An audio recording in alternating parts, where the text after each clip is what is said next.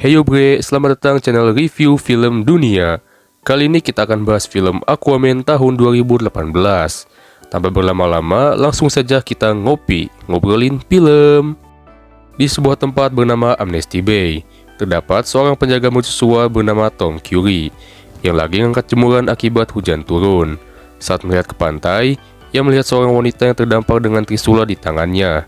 Tom pun menggendong wanita itu ke rumahnya. Besoknya, wanita itu pun tersadar. Karena lapar, ia langsung memakan ikan di akuarium hidup-hidup. Tom menyaksikan perbuatan aneh wanita itu dan menawarinya teh hangat. Setelah agak baikan, wanita itu memperkenalkan diri sebagai Atlana, Ratu Atlantis. Tom dan Atlana saling jatuh cinta.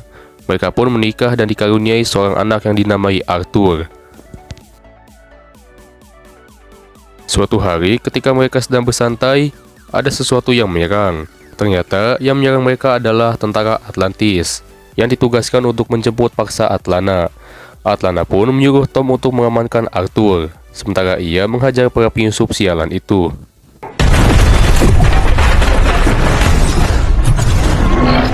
Queen Atlana, you are ordered to return to Atlantis.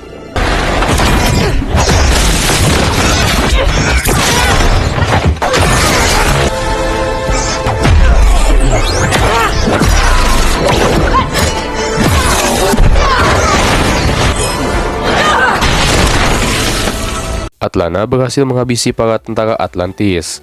Demi menyelamatkan suami dan anaknya, Atlana pun kembali ke laut, dan ia berjanji akan kembali lagi suatu hari nanti. Ketika berumur 9 tahun, Arthur sedang berkunjung ke sebuah akuarium raksasa. Di sana, Arthur terlihat sedang berbicara dengan ikan-ikan. Karena hal itu, Arthur dibully oleh dua orang temannya yang bernama Matt dan Mike. Tiba-tiba, seekor hiu menghantam kaca akuarium. Hiu tersebut tampak tidak senang melihat kelakuan Matt dan Mike. Setelahnya, Arthur terlihat sedang menenangkan hiu tersebut dengan kekuatan yang Narator gak tahu namanya. Tapi yang pasti, kekuatan tersebut berhasil membuat orang-orang di sekitar kagum. Dan film Aquaman pun dimulai. Beberapa tahun kemudian, di suatu laut yang dalam, terjadi perampokan yang dipimpin oleh David Kent dan ayahnya Jis pada sebuah kapal selam. Mereka menghabisi para kru beserta sang kapten. Tiba-tiba, kapal selam itu terangkat oleh sesuatu yang membuat orang-orang di dalam jadi oleng.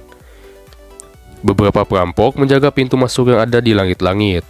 Tapi tiba-tiba muncul Arthur yang sudah berewokan dan terkenal sebagai Aquaman. Arthur menghadang para perampok dan menyelamatkan para kru yang selamat dari kapal selam itu.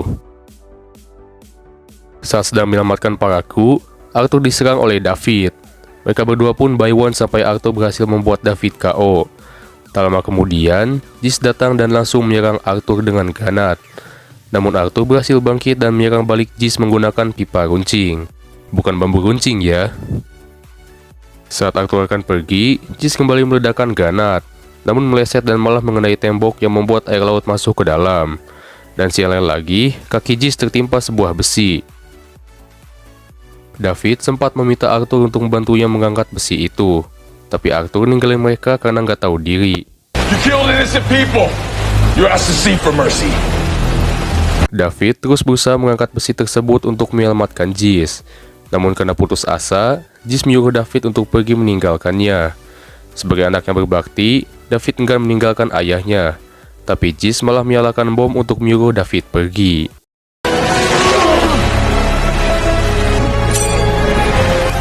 Damn you! Go! Ah!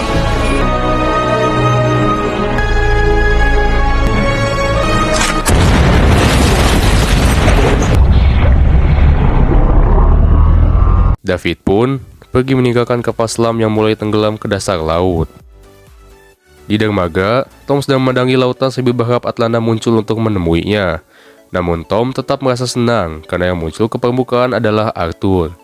Tom pun mengajak Arthur nongkrong di sebuah bar untuk minum-minum. Tapi tiba-tiba, ada sekelompok preman yang mendatangi mereka berdua. Hey buddy, you that fish boy from the TV? What do you want?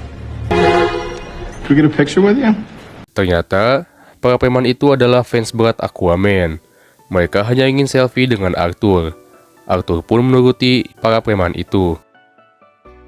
Di dalam laut, terlihat sang raja Atlantis bernama Orm dan Perdana Menterinya yang bernama Vulko. Di sana, mereka sedang melakukan pertemuan dengan Raja Nereus dari Kerajaan Sable. Di sini, Orm berniat membentuk sebuah aliansi dari kerajaan-kerajaan yang pernah menjadi bagian dari Atlantis di masa lampau. Di antaranya adalah Kerajaan Sable, Fisherman, dan Kerajaan Brine, untuk bersama-sama menyerang dunia permukaan. Pertemuan kedua kerajaan itu terusik oleh sebuah kapal selam. Melihat itu, Orm langsung menyerang kapal selam itu seorang diri. Untungnya, kapal selam itu berhasil dilumpuhkan. Setelah kejadian itu, Nereus pun setuju untuk bersekutu dengan Orm untuk menyerang permukaan. Setelah berpesta ria, Arthur dan Tom pulang. Sebelum pulang, Arthur dihampiri oleh seorang wanita bernama Mera. Ia merupakan putri dari Raja Nereus. Mera naik ke permukaan untuk mengajak Arthur bekerjasama melengsarkan Orm dari tahtanya, karena tindakan Orm untuk menyerang dunia permukaan sangat tidak keren. Dan Mera juga mengatakan kalau Arthur bisa memiliki tahta tersebut setelah Orm lengser. Meski tahu kalau rencana Orm berbahaya, Arthur tetap menolak ajakan Mera dan memilih untuk pulang bersama ayahnya. Di perjalanan, ketika sedang menyetir mobil melewati tebing, Arthur melihat tsunami yang begitu besar sedang menerjang ke arah daratan. Arthur dan Tom pun terpisah akibat sapuan ombak dahsyat itu. Tapi untungnya, mereka berhasil diselamatkan oleh Mera. Mera mengatakan kalau tsunami itu adalah langkah awal Orm untuk menyerang permukaan. Dan bagian yang terburuk belum terjadi, dan tinggal menunggu waktu. Paginya, Arthur dan Mera berangkat ke Atlantis dengan menyelinap. Mereka pergi ke sebuah bangkai kapal yang sudah ada Vulko di sana. Vulko memberikan sebuah alat perekam yang berisi pesan dari penguasa Atlantis pertama bernama Atlan. Vulko juga menambahkan kalau pesan dari Atlan tersebut berisi letak di mana mereka bisa menemukan Trisula Atlan yang bisa mengendalikan seluruh lautan. Dan ia menyuruh Arthur dan Mera untuk pergi ke kerajaan Deserter di Gurun Sahara untuk mengetahui isi rekamannya. Tiba-tiba, Arthur didatangi dan ditangkap oleh petugas perbatasan karena masuk ke Atlantis secara ilegal.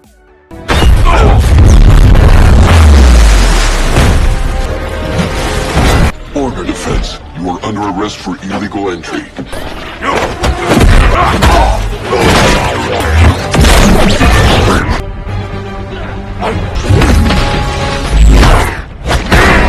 Arthur berhasil menghajar para petugas, tapi ia harus berhadapan dengan tentara lainnya.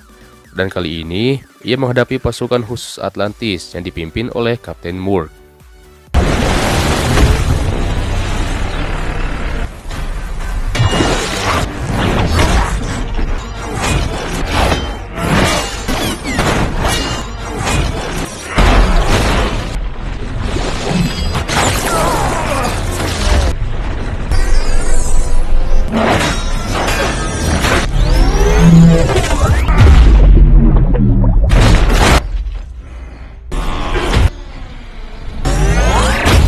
Arthur pun tertangkap dan tak sadarkan diri setelah Murk menggebuk wajahnya. Arthur pun dibelenggu di hadapan Orm. Dengan sifat sombongnya, Orm menyebut Arthur dengan panggilan anak haram dari ibunya Atlana. Gak terima dipanggil anak haram, Arthur menantang adik tirinya itu untuk berduel. Jika Arthur menang, Orm harus membatalkan penyerangan ke permukaan. Tapi jika Orm menang, Arthur akan meninggoy. Singkatnya, ketika berduel, Orm berhasil mengalahkan Arthur. Tapi Arthur berhasil diselamatkan oleh Mera dan membawanya pergi.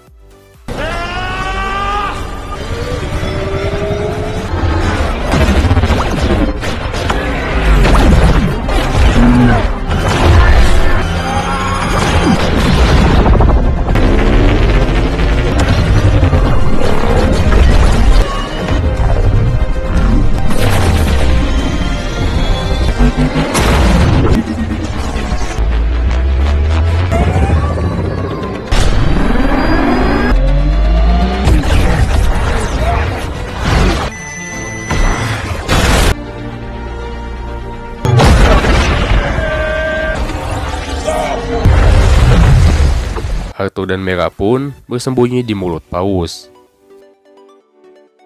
Setelah bersembunyi, mereka berdua pergi ke Afrika untuk mencari kerajaan deserter dengan menaiki pesawat barang. Ketika sampai di tengah gurun, Mera langsung melompat tanpa parasut. Begitu juga dengan Arthur. Perjalanan mereka dilanjutkan dengan berjalan kaki, sampai akhirnya mereka berhasil menemukan kerajaan deserter setelah Arthur terjerumus ke dalam dosa. Terjerumus ke dalam lubang. Mereka menemukan sebuah ruang persenjataan. Di sana juga mereka menemukan mesin yang berfungsi memutar alat perekam yang mereka bawa. Mera pun memasang alat itu di mesin pemutar, tapi sayangnya mesin itu tidak menyala. Dan Mera baru ingat kalau mesin itu baru bisa menyala ketika terkena air. What are you doing? We need water.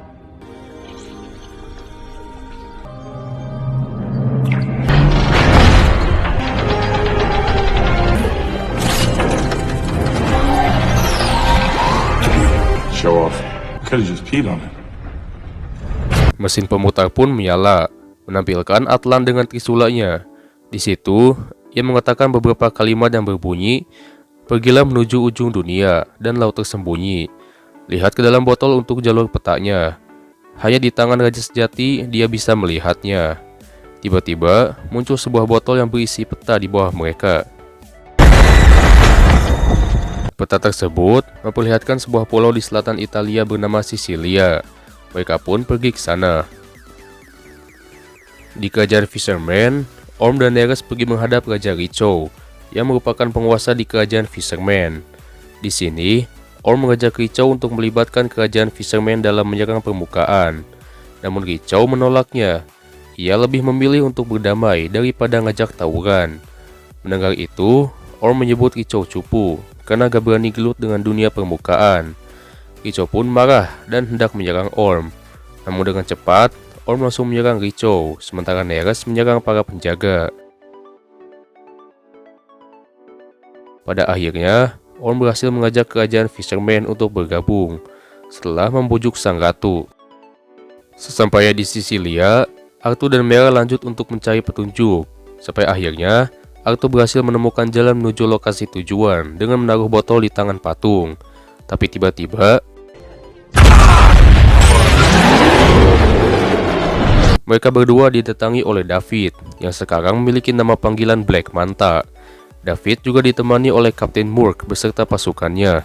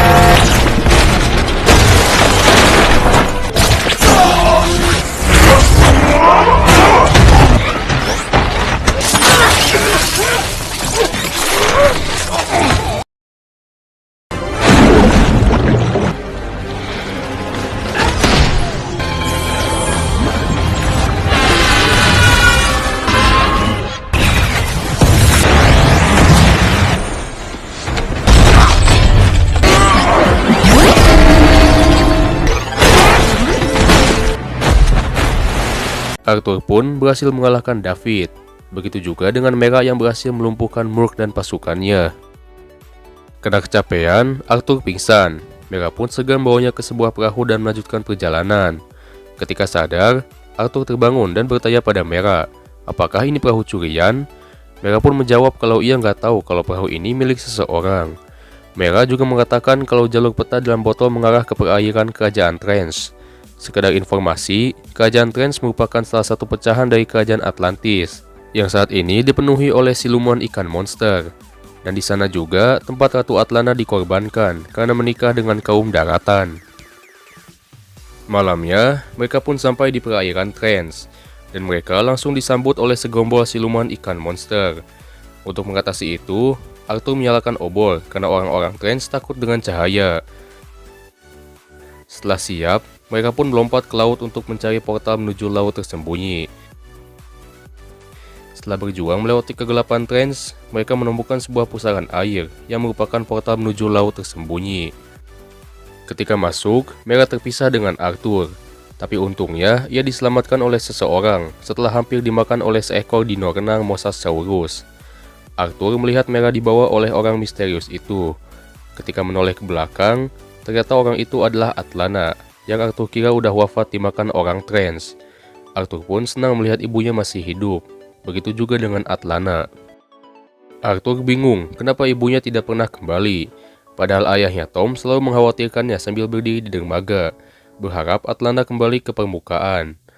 Atlana menjelaskan kalau portal ke laut tersembunyi tidak bisa dipakai untuk keluar, dan cara untuk keluar hanyalah menggunakan Trisula Atlantis yang tersimpan di sebuah gua yang dijaga oleh monster raksasa bernama Karaten. Tapi dengan gagah berani, Arthur masuk ke gua itu untuk mendapatkan Trisula Atlantis.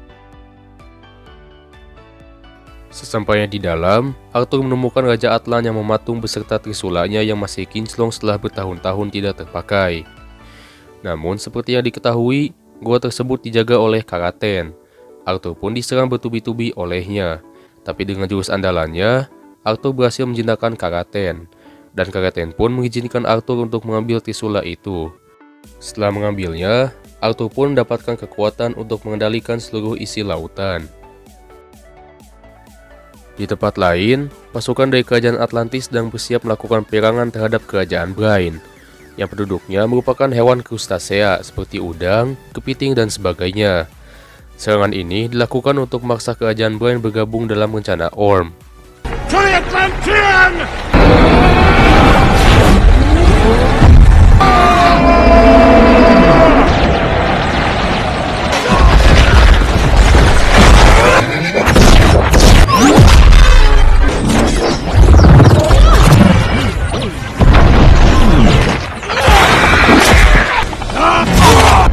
Join me or die. Karaten muncul di tengah pertempuran secara tiba-tiba. Arthur juga ikut serta karena sekarang ia adalah penguasa lautan. Melihat itu, Orm mengerahkan pasukannya untuk menyerang Karaten. Namun tidak mempan karena bodinya terlalu gede. Melihat pasukan Orm yang terus berdatangan, Arthur pun menggunakan jurus pamungkasnya untuk memanggil seluruh hewan laut. Pertempuran antara penduduk laut pun tidak terhindarkan.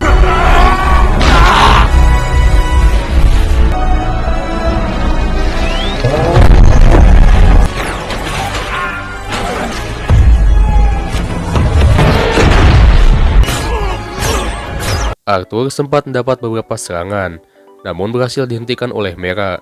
Karena banyak korban jiwa, Mera menyuruh Arthur untuk menghentikan pertempuran. Dan Mera juga menyuruh Arthur untuk mengalahkan Orm dengan cara berduel seperti sebelumnya. Arthur pun pergi menemui Orm, tapi tanpa ia ketahui, rakyat Trans juga berada di pihaknya dan ikut serta dalam pertempuran. Orm melesat melewati para siluman ikan itu untuk menyerang Arthur. Mereka sempat adu Trisula, namun Arthur langsung mancing Orm untuk keluar dari air dan berduel di daratan. Seluruh pasukan Atlantis naik ke permukaan untuk menyaksikan duel maut tersebut. Singkatnya, duel pun berakhir, tapi kali ini Orm berhasil dikalahkan oleh Arthur. Karena kalah, Orm minta Arthur untuk membunuhnya saja, tapi Arthur menolaknya karena nggak dibolehin sama Atlana. Atlana pun datang menghampiri mereka berdua. Orm sempat bingung karena ia kira ibunya sudah tewas dilahap rakyat Trans. Atlana pun mengerti dan menegur Orm kalau ia salah arah. Di tengah perbincangan, Vulko tiba-tiba datang dan langsung menahan Orm. Para tentara Atlantis pun membawa Orm dan menahannya. Dan mulai saat itulah, Arthur resmi menjadi Raja Atlantis. Di dermaga mercusuar, seperti biasanya, Tom menanti kedatangan Atlana. Tapi kali ini, penantiannya berbuah manis. Atlana muncul di ujung dermaga dan berlari ke arahnya. Tom dan Atlana pun berpelukan untuk melepas rindu. Di tengah laut, David yang sudah lama terombang-ambing berhasil diselamatkan oleh Dr. Stephen Sin, si peneliti laut. Sin menanyakan bagaimana David bisa mendapatkan baju perang dengan teknologi Atlantis. David pun siap memberitahunya, tapi pertama-tama, Sin harus membantunya menemukan Aquaman. Selesai. Oke bre, itu dia alur cerita dari film Aquaman. Jika suka dengan video di channel ini, silakan subscribe. Dan sampai jumpa di video selanjutnya.